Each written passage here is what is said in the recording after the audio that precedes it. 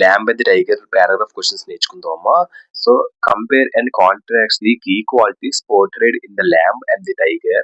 How does Blake use these qualities to express the theme of duality creation.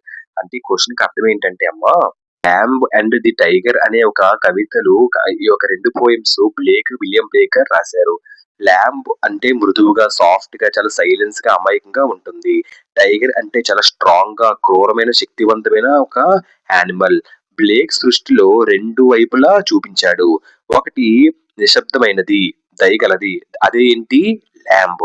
మరొకటి ఏంటి, చాలా భయంకరమైనది, చాలా strong అయినది, అదేంటి tiger.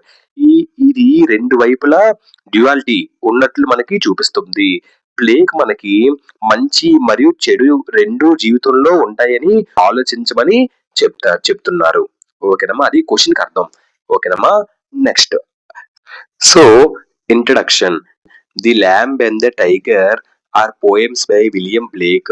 The lamb is from Songs of Innocence and the tiger is from Songs of Experience. They show two sides of God's creation.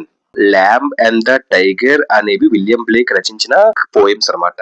So the lamb songs of innocence ah, నుండి and the tiger songs of experience నుండి వచ్చాయి అన్నమాట.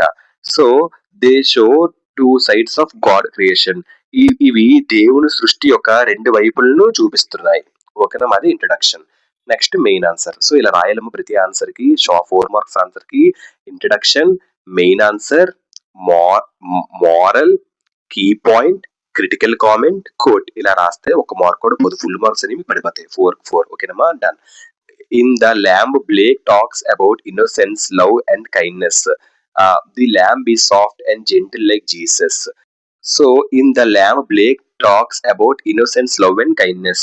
So, the lamb లో Blake అమాయకత్వం, ప్రేమ, దయ గురించి చెప్పారు. అదే lamb. The lamb is soft and gentle like Jesus.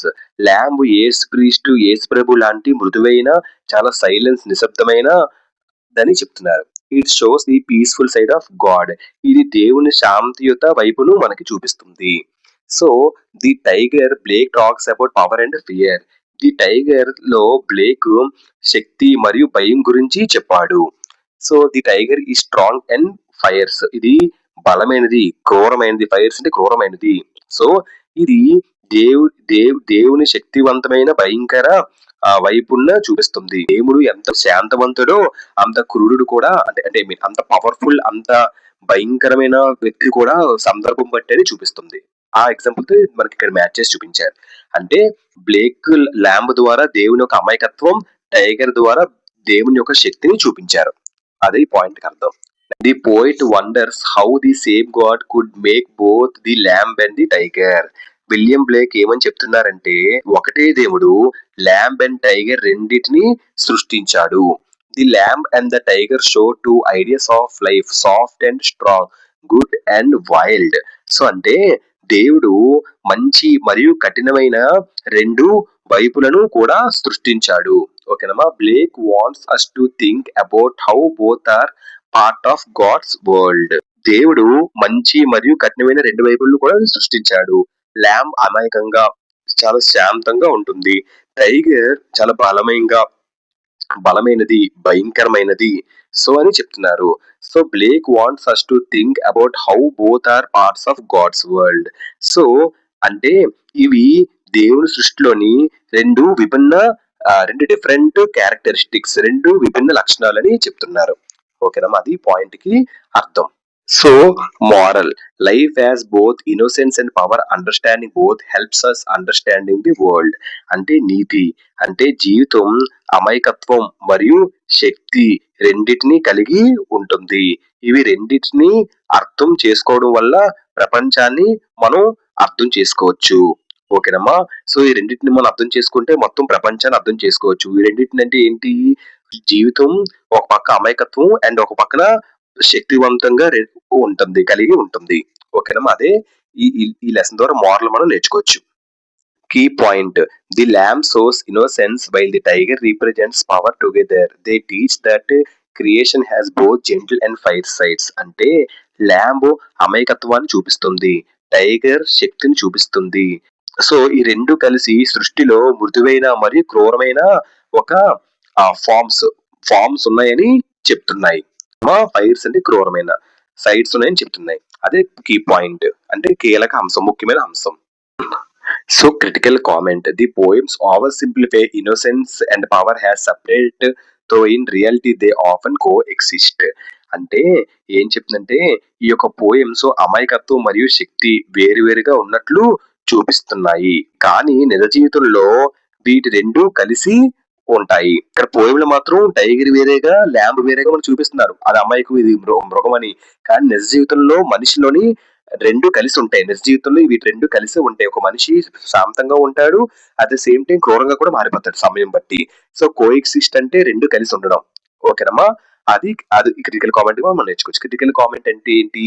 ఈ లెసన్ లో ఏంటి మీకు అర్థమైంది? What is good, what is bad, అంటే అసలు ఈ కథ ద్వారా నువ్వు ఏంటి నేర్చుకున్నావు, ఈ కథలో ముఖ్యమైన important things what you understand అర్థం చేసుకొని చెప్తే దాన్ని ఏమంటారు? క్రిటికల్ కామెంట్ అంటారు. జడ్జ్ చేయడం. ఓకేనమ్మా, ఏది ఏది ముఖ్యమో, ఏది ఇంపార్టెంట్ పాయింట్స్ అని దాన్ని క్రిటికల్ కామెంట్ అని అంటారు. నెక్స్ట్, సో ఈ పాయింట్ కి అర్థం ఏంటంటే మాకు అమాయకత్వం మరియు శక్తి కలిసి ప్రపంచాన్ని రూపుదిద్దుతాయి. ఓకేనమ్మా, సో విడివిడిగా అయితే చేయలేవు, విడివిడిగా అవి చేయలేదు. Together not apart. సో అదే కోట్. కోట్ అంటే పెద్ద పెద్ద వ్యక్తులు రాసింది చదివింది వాటిలో నుంచి తీసుకున్నదే కోట్ అని అంటారు. ఓకేనమ్మా, ఇదమ్మా the lamb and the tiger paragraph questions ఇలా రాయాలమ్మా. Introduction, main answer, moral, key point, critical comment, quote ఇలా రాస్తే ఒక మార్క్ కూడా పోకుండా మీకు ఫుల్ మార్క్స్ అని వచ్చేస్తాయి. The Lamb and the Tiger, Blake explores the mysteries of creation. How does he use contrasting imagery to suggest that creation encompasses both beauty and terror? Contrasting అంటే ఏంటి? కాంట్రాస్టింగ్ అంటే ఏంటంటే అర్థం ఏదైనా డిఫరెన్సెస్ చూపించడం, big differences చూపించడం. ఓకేనమ్మా, done. ఎన్కాంపసెస్ అంటే ఏంటి తెలుసమ్మా? Both sides. ఓకేనమ్మా, రెండు విధాలుగా చూపించడం, రెండు విధాలుగా ఉండడం, దాన్ని ఎన్కాంపస్ అంటారు. సో ఈ క్వశ్చన్ కి అర్థం ఏంటంటే అమ్మా, బ్లేక్ సృష్టిలో రెండు వైపులను చూపిస్తున్నాడు. ది ల్యాంబ్ అంటే మృదువుగా, చాలా నిశ్శబ్దంగా, అందంగా ఉండడం. At the same time tiger ని చూపిస్తున్నాడు. పులి చాలా బలంగా, భయంకరంగా, శక్తివంతంగా ఉంటది. సో కాంట్రాస్టింగ్ ఇమేజరీ చూపించాడు. అంటే మనం లైట్ గా మృదువైన పదాలు వాడుతూ ఉంటాము. సో మనుషులు, పులి కోసం ఇక్కడ ఏం చూపించాడు? అగ్ని, భయం, చీకటి పదాలు వాడాడు. సో అర్థమవుతుందమ్మా, ల్యాంబ్ కోసం మృదువైన పదాలు వాడాడు, పులి కోసం భయం లాంటి చీకటి డార్క్ వర్డ్స్ వాడాడు. సో అంటే అర్థం ఏంటంటే సృష్టి కేవలం అందంగా మాత్రమే కాదు, భయంకరంగా, రహస్యంగా కూడా ఉంటుంది. దేవుడు సున్నితమైన వస్తువులు మరియు భయంకరమైన శక్తివంతమైన వస్తువులు రెండింటిని కూడా సృష్టించాడు అని చెప్పేదే ఈ యొక్క క్వశ్చన్ కి అర్థం. ఓకేనమ్మా, డన్. నెక్స్ట్, ఇప్పుడు మెయిన్ ఆన్సర్ లోకి వెళ్దాం. So introduction. The lamb and the tiger are poems by William Blake.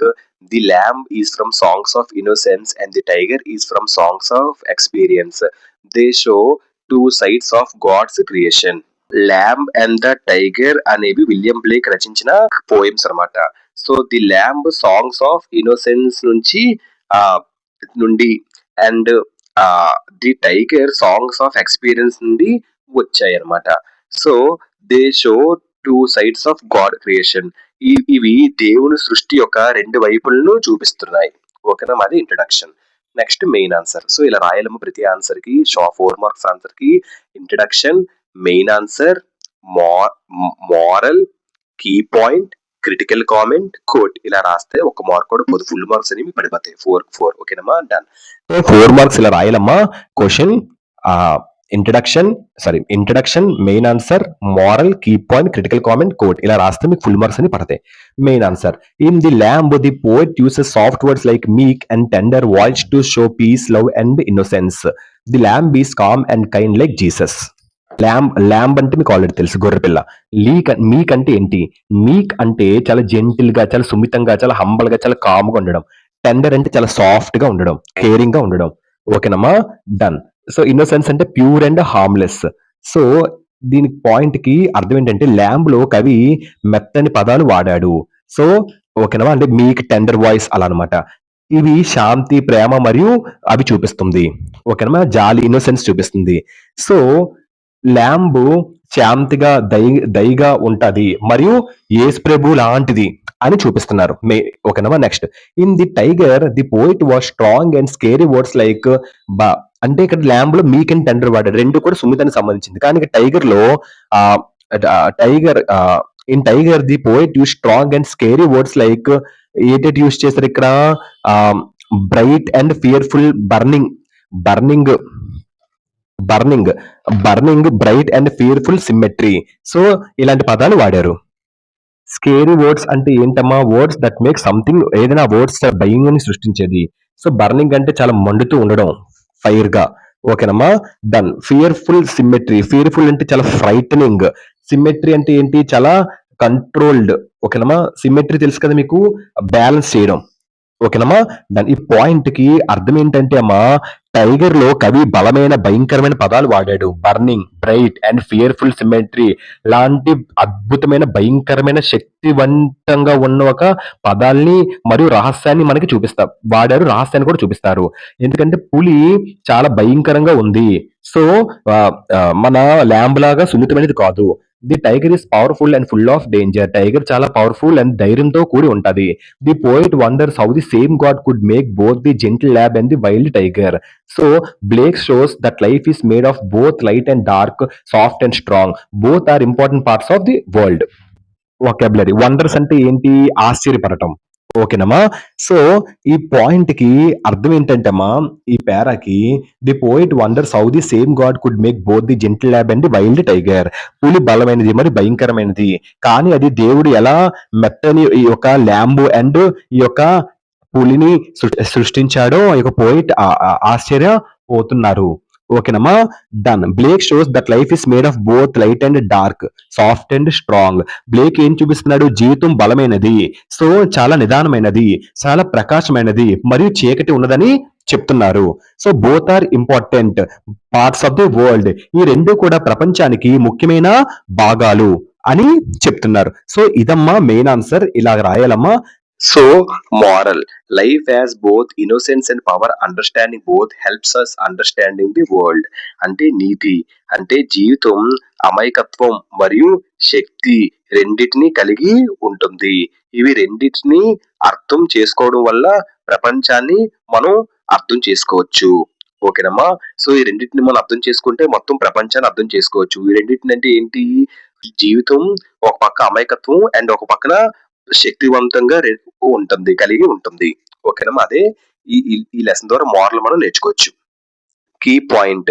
The lamb shows innocence while the tiger represents power together. They teach that creation has both gentle and fire sides. అంటే lamb అమాయకత్వాన్ని చూపిస్తుంది, tiger శక్తిని చూపిస్తుంది. So ఈ రెండు కలిసి సృష్టిలో మృదువైన మరియు క్రూరమైన ఒక ఫార్మ్స్ ఉన్నాయని చెప్తున్నాయి. ఫైర్స్ అంటే క్రూరమైన, సైడ్స్ ఉన్నాయని చెప్తున్నాయి. అదే కీ పాయింట్ అంటే కీలక అంశం, ముఖ్యమైన అంశం. So critical comment. The poems oversimplify innocence and power has separate, though in reality they often coexist. అంటే ఏం చెప్తుందంటే ఈ యొక్క పోయమ్స్ అమాయకత్వం మరియు శక్తి వేరువేరుగా ఉన్నట్లు చూపిస్తున్నాయి, కానీ నిజ జీవితంలో వీటి రెండు కలిసి ఉంటాయి. ఇక్కడ పోయంలో మాత్రం టైగర్ వేరేగా ల్యాంబ్ వేరేగా మనం చూపిస్తున్నారు. అది అమాయకం, ఇది మృగం అని. కానీ నిజ జీవితంలో మనిషిలోని రెండు కలిసి ఉంటాయి. నిజ జీవితంలో వీటి రెండు కలిసి ఉంటాయి. ఒక మనిషి శాంతంగా ఉంటాడు, అట్ ద సేమ్ టైం క్రూరంగా కూడా మారిపోతాడు సమయం బట్టి. సో కోఎగ్జిస్ట్ అంటే రెండు కలిసి ఉండడం. ఓకేనమ్మా. అది అది క్రిటికల్ కామెంట్ మనం నేర్చుకోవచ్చు. క్రిటికల్ కామెంట్ అంటే ఏంటి? ఈ లెసన్ లో ఏంటి మీకు అర్థమైంది? What is good, what is bad, అంటే అసలు ఈ కథ ద్వారా నువ్వు ఏంటి నేర్చుకున్నావు, ఈ కథలో ముఖ్యమైన important things what you understand అర్థం చేసుకుని చెప్తే దాన్ని ఏమంటారు? క్రిటికల్ కామెంట్ అంటారు. జడ్జ్ చేయడం. ఓకేనమ్మా. ఏది ముఖ్యమో, ఏది ఇంపార్టెంట్ పాయింట్స్ అని దాన్ని క్రిటికల్ కామెంట్ అని అంటారు. నెక్స్ట్. సో ఈ పాయింట్ కి అర్థం ఏంటంటే అమాయకత్వం మరియు శక్తి కలిసి ప్రపంచాన్ని రూపుదిద్దుతాయి. ఓకేనమ్మా. సో విడివిడిగా అయితే చేయలేవు, విడివిడిగా అవి చేయలేదు. Together not apart. సో అదే కోట్ అంటే పెద్ద పెద్ద వ్యక్తులు రాసింది చదివింది వాటిలో నుంచి తీసుకున్నదే కోట్ అని అంటారు. ఓకేనమ్మా. ఇదమ్మా the lamb and the tiger paragraph questions ఇలా రాయాలమ్మా. Introduction, main answer, moral, key point, critical comment, quote ఇలా రాస్తే ఒక మార్క్ కూడా పోకుండా మీకు ఫుల్ మార్క్స్ అని వచ్చేస్తాయి.